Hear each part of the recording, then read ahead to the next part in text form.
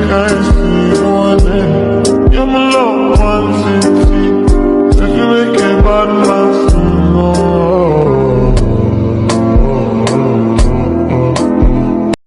Three, two, one, jump!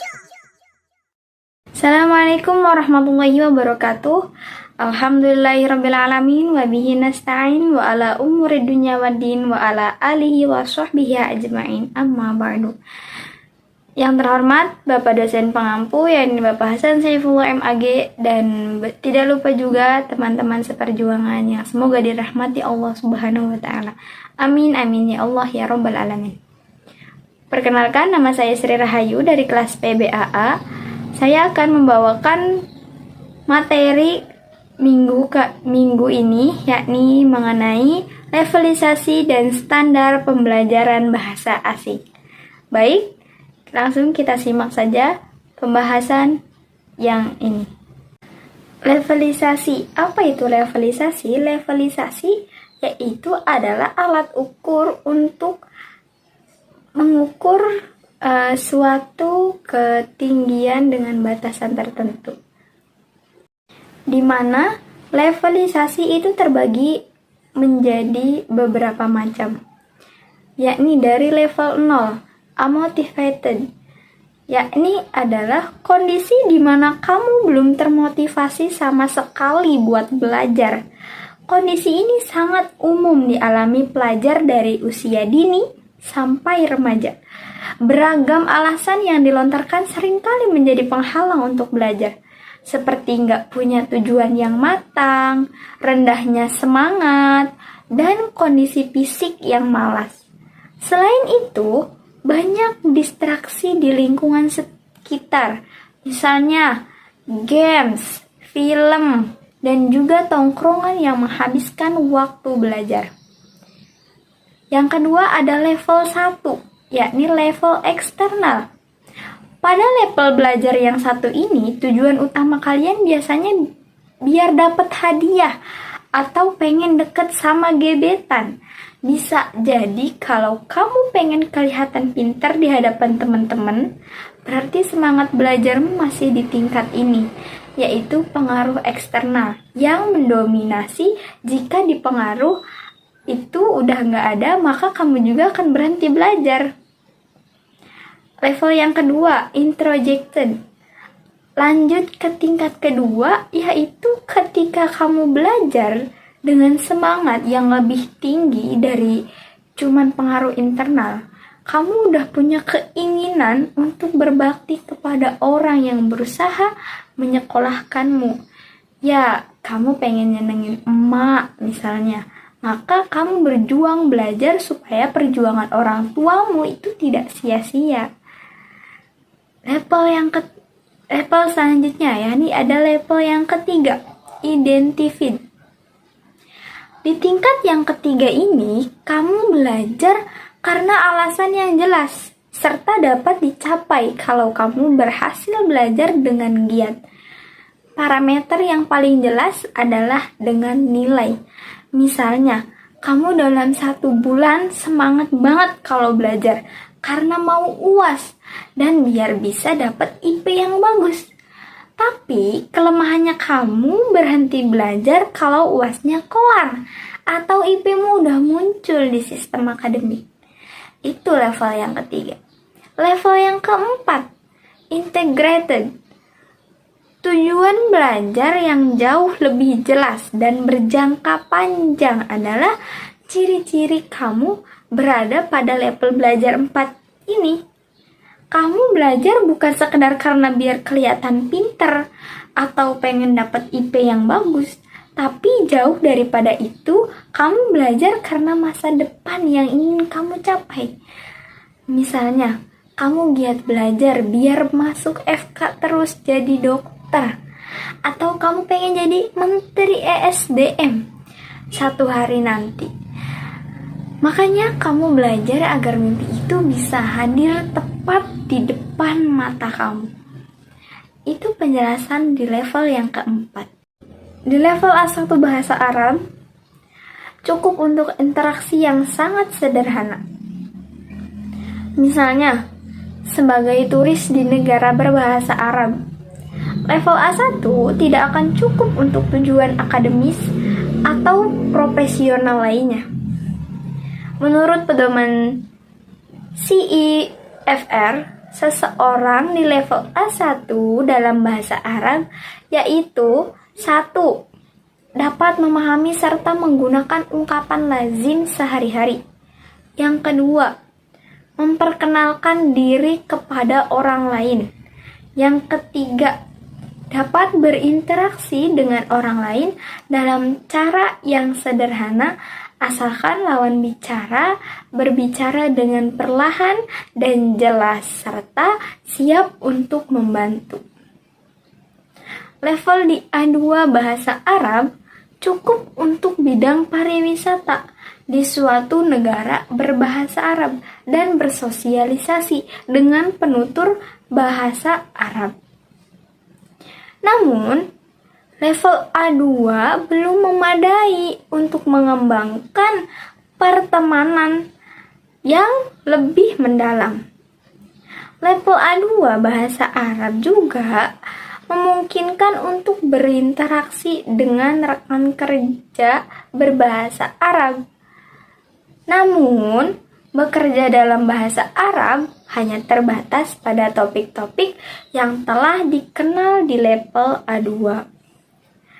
Level A2 bahasa Arab belum mencukupi untuk studi akademis atau untuk menyimak dan membaca sebagian besar media berbahasa Arab, yakni televisi, film, radio, majalah, dan lain-lain.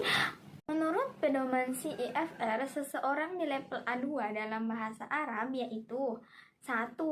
Dapat memahami kalimat dan ungkapan yang sering digunakan terkait dengan bidang yang berhubungan langsung. Misalnya, informasi dasar tentang pribadi dan keluarga, berbelanja, geografi lokal, dan pekerjaan. Yang kedua, dapat berkomunikasi dalam tugas-tugas rutin yang membutuhkan pertukaran informasi sederhana dan langsung mengenai hal-hal yang lazim. Level B2 dalam bahasa Arab, yakni akan memungkinkan Anda untuk berfungsi di tempat kerja dengan menggunakan bahasa Arab, dan sebenarnya banyak penutur bahasa Arab non asli di dunia kerja internasional memiliki tingkat kecakapan bahasa Arab. Namun, seseorang yang bekerja dengan menggunakan bahasa Arab di level B2 belum menguasai nuansa terutama mengenai hal di luar bidangnya sendiri. Dia juga mungkin tidak dapat menangkap beberapa perbedaan halus dan makna tersirat dalam suatu percakapan. Menurut pedoman resmi CEFR, seseorang di level B2 dalam bahasa Arab yakni 1. Dapat memahami gagasan utama dari teks yang rumit, baik dalam termasuk diskusi teknis dalam bidang keahliannya. 2. Dapat berinteraksi dengan tingkat kefasihan dan spontanitas yang membuat interaksi umum dengan penutur asli sangat mungkin tanpa kendala bagi salah satu pihak.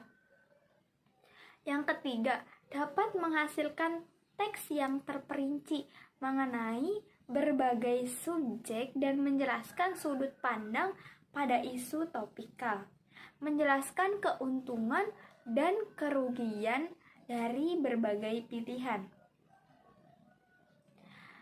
Level B1 dalam bahasa Arab cukup untuk berinteraksi dengan penutur bahasa Arab mengenai topik yang lazim di tempat belajar, kerja, siswa, dan karyawan. Dengan level B1 bahasa Arab dapat membaca laporan sederhana tentang topik yang sudah dikenal serta menulis email sederhana mengenai hal-hal di bidang mereka.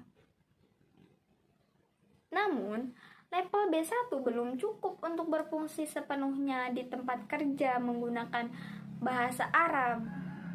Seseorang di level B1 dalam bahasa Arab yaitu 1. Dapat memahami poin utama dari input standar yang jelas mengenai hal-hal yang lazim ditemui dalam pekerjaan, di sekolah, saat rekreasi, dan lain-lain. Yang kedua, dapat menangani sebagian besar situasi yang paling mungkin terjadi saat berpergian di daerah tempat bahasa tersebut digunakan. Yang ketiga, dapat menghasilkan teks terhubung sederhana mengenai topik yang lazim atau terkait minat pribadi.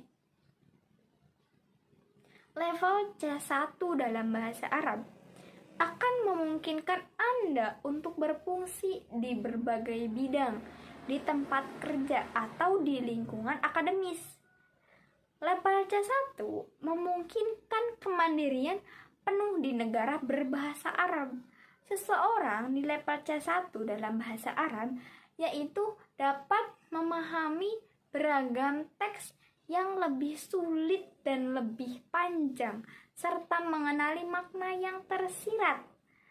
Yang kedua, dapat mengekspresikan gagasan dengan fasih dan spontan tanpa kesulitan menemukan ungkapan. Yang ketiga, dapat menggunakan bahasa dengan fleksibel dan efektif untuk tujuan sosial, akademik, dan profesional. Yang keempat, dapat menghasilkan teks yang jelas, terstruktur, dan terperinci mengenai subjek yang kompleks, menunjukkan penggunaan pola organisasi, konektor, dan perangkat kohesif dengan terkendali.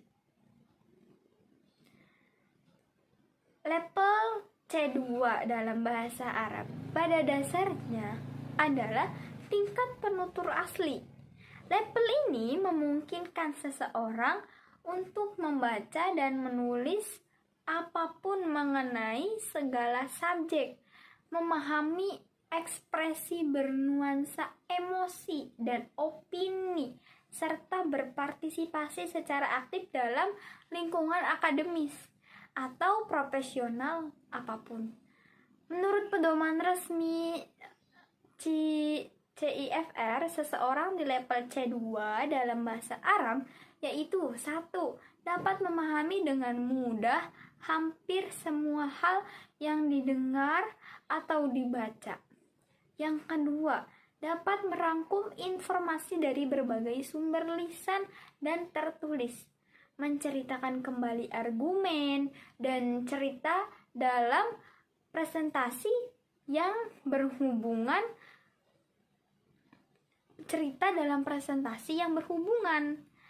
Yang ketiga, dapat mengekspresikan dirinya secara spontan, sangat fasih dan akurat, mengerti perbedaan makna yang halus bahkan dalam situasi yang paling kompleks.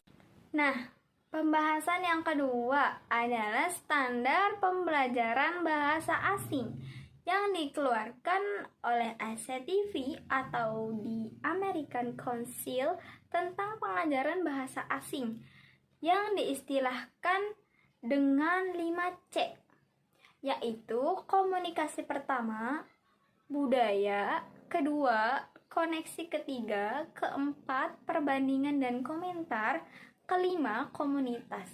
Nah, untuk yang pertama yaitu komunikasi.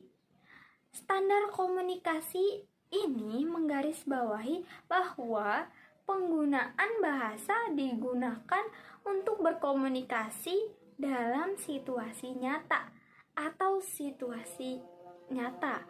Pelajar BLED dituntut untuk dapat berkomunikasi, komunikasi baik lisan maupun dengan tulisan. Juga mampu memaknai pesan dalam bentuk lisan dan tulisan, serta mampu menunjukkan pemahaman budaya saat berkomunikasi dan mampu menyajikan informasi baik secara lisan maupun secara tulisan. Seperti itu. Untuk yang kedua, budaya, bahasa, dan budaya adalah dua hal yang tidak saling berhubungan. Belajar bahasa tidak mungkin terlepas dari pemahaman lintas budaya, atau pemahaman lintas budaya akan memberikan rasa saling menghargai perbedaan yang ada antara budaya sendiri dan budaya orang lain.